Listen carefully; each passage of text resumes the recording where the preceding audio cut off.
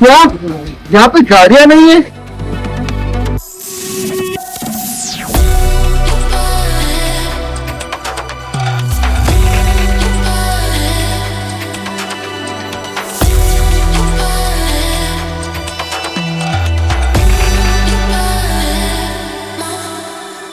So hello and welcome back to the channel. My name is Safura My name is Irfan. and you're watching Safan Big Vlog. So first of all we are really sorry इतने time तक कोई vlog नहीं डालने के लिए, लेकिन हम आ गए हैं वापस एक नए और बेहतर ब्लॉग के साथ।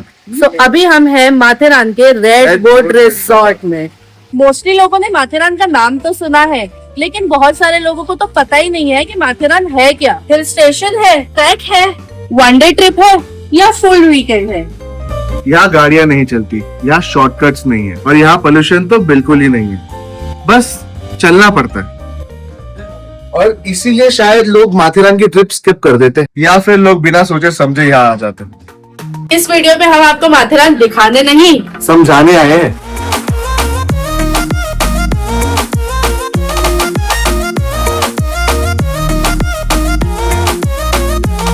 जैसे ही आप माथेरान में एंटर करते हो, आप ये चीज रियलाइज करते हो कि यहाँ की पेस आप डिसाइड नहीं करते, पेस आपको डिसाइड करती है। नो इंजन्स, नो हॉर्न्स, बस हवा, फुटस्टेप्स और थोड़ा सा साइलेंस। अब आप ये सोच रहे होगे कि माथेरान आना कैसे है, तो आप मुंबई में जहाँ कहीं भी रहते हो, लोकल ट्रेन पकड़ो और पहुंच जाओ नेरल स्टेशन। नेरल स्टेशन पे आपको अगर कुछ खाना है तो आप खा पी लो। वहां से कैब चलती है 100 रुपीज पर पर्सन और आपको वो कैब पहुंचा देगी Aman lodge. This being a hill station, आपको बहुत अच्छे खूबसूरत हिली व्यूज देखने मिलेंगे। गाड़ी से उतरने के बाद आपको लेनी है माथेरान की टिकट, जो होगी 50 rupees per person. Aman lodge is the place where you park your car. उसके आगे कोई कार्स नहीं आती। एंड देन उसके बाद आपके पास 3 मेजर ऑप्शन है ऊपर आने के: ट्रेन, ई रिक्शा, हॉर्स।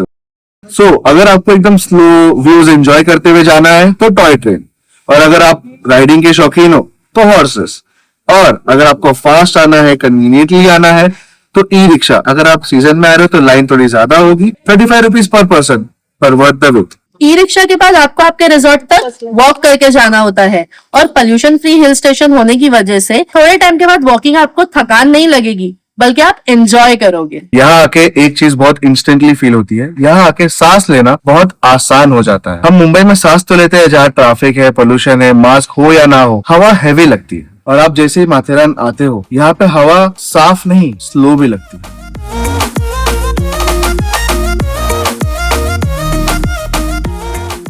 अगर आप माथेरान आ रहे हो तो चेकलिस्ट बना के मत आओ, रिलैक्स करने के लिए आओ। हम जब भी यहाँ पर आते हैं तो हम हर पॉइंट नहीं घूमते, लेकिन हम शार्लेट लेक जरूर जाते हैं। दूसरे पॉइंट हमारे मूड के ऊपर डिपेंड करते हैं, तो मेरी ये पर्सनल एडवाइस रहेगी कि आप भी ऐसी ही करो। अगर आप फर्स्ट टाइम आ रहे हो तो आप 3-4 पॉइंट घूम लो, लेक पे जरूर जाना।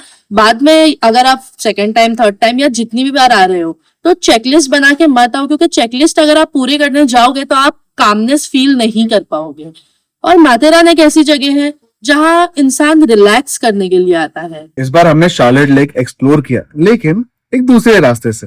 ये रास्ता मोस्टली लोगों को नहीं पता है, और हमें भी ये रास्ता एक्सीडेंटली पता चला था। और वो एक्सीडेंट देखने के लिए हमारे दोस्त, मेरे भाई अफीफ का ब्लॉग देखो, यहाँ पे लिंक कर देता हूँ। ये रास्ता उतरने में तो बहुत इजी है, लेकिन चढ़ने में बहुत तकलीफ होती है। ऑनेस्टली ये सबसे इजी और कंफर्टेबल रास्ता है, स्पेशली एल्डर सिटीजन, बच्चे लोग के लिए। क्योंकि जो दूसरा रास्ता है वो बहुत ज्यादा ओवर खाबड़ है, बैलेंस नहीं है। वहाँ पे घोड़े भी चलते हैं, लोग भी चलते हैं, बहुत मुश्किल होता है वहाँ पे चलना। अगर आप ये रास्ते से आते हो तो आपको ये वाला पॉइंट देखने मिलेगा। मैं माथेरान 4th टाइम आ रहा हूँ, लेकिन यहाँ फर्स्ट टाइम आ रहा हूँ, क्योंकि ये पॉइंट अभी अभी बना है। और जब आप इस रूट से लेक तक पहुँचते हो तो जगह और भी काम फील होती है। शार्लेट लेक लाउड नहीं है, कोई ड्रामेटिक व्यू नहीं है, बस है तो हवा, पेड़, पानी और शांति। ये जगह आपको रुकने के लिए फोर्स नहीं करती, बस आप खुद रुक जाते हो। और वही मोमेंट आपको रियलाइज होता है कि माथेरान रश के लिए नहीं है, रिलैक्स के लिए है। लेक साइड पे बहुत सारी खाने की दुकानें हैं। हमने वहाँ पे खाया था गन्ने का जूस। खाएंगे कैसे? हमने वहाँ पे पिया था गन्ने का जूस, इंस्टेंट नूडल्स और कॉर्न के भजिए। आई मीन वाइब अलग थी, बहुत मजा आया। आपको भी खाने चाहिए।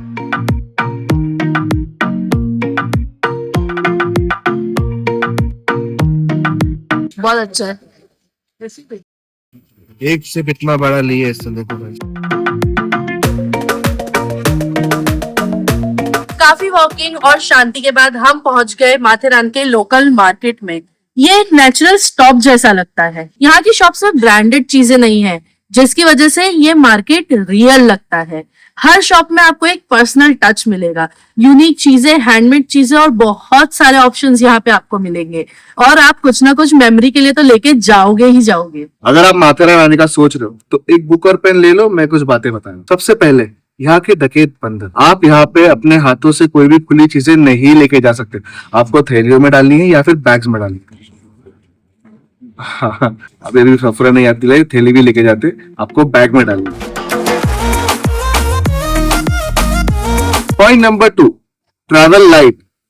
कम से कम लगेज लेके कैरी करो, क्योंकि यहाँ पे कोई मोड ऑफ ट्रांसपोर्ट नहीं है एक्सेप्ट हॉर्सेस। घोड़े बहुत महंगे भाई यहाँ के। पॉइंट नंबर 3, ई रिक्शा में ट्रॉली बैग्स नहीं लेके जा सकते। पॉइंट 4, एक एक्स्ट्रा स्लीपर कैरी करना, क्योंकि दिन भर ये जूते पहनने के बाद मेरी छोटी उंगली बहुत दुखने लग गई थी, मुझे यहाँ से स्लीपर खरीदनी पड़ी। यहाँ पे सब कुछ अवेलेबल है, लेकिन थोड़ा एक्स्ट्रा कॉस्ट पे। जैसे 20 की कोल्ड ड्रिंक आपको 30 रुपीज में मिली। पॉइंट नंबर 6, मतलब ये अच्छी बात भी है और बुरी बात भी है कि यहाँ पे नेटवर्क नहीं है, तो जीपे पे रिलाय मत करना, कैश लेके आना। होटलों में वाईफाई होता है और कुछ कुछ नेटवर्क्स कई काम करते हैं, लेकिन लक पे भी डिपेंड करता है। पॉइंट नंबर 7, ध्यान में रखना कि अगर जो आप होटल बुक कर रहे हो उस पर फूड इंक्लूडेड हो, क्योंकि यहाँ पे आना जाना आपको वॉकिंग करना है और एक पॉइंट पे आप इतना थक जाओगे रात को बाहर निकलने का मन भी नहीं होगा। तो अगर रिजॉर्ट में खाना होगा तो it will be a better option for you. अगर आप माथेरान आने का प्लान कर रहे हो तो सिर्फ रूट प्लान मत करो, अपना पेस प्लान करो। टाइम लेके आओ, पेशेंस लेके आओ और साथ में चलने की इच्छा लेके आओ। माथेरान आपको पहली नजर में इंस्टेंटली वाव नहीं करता, लेकिन ये आपके साथ चलता है। थोड़ा स्लो, थोड़ा क्वाइट, और अगर आपने इस पेस को एक्सेप्ट कर लिया तो ये आपके साथ वापस भी जाता है।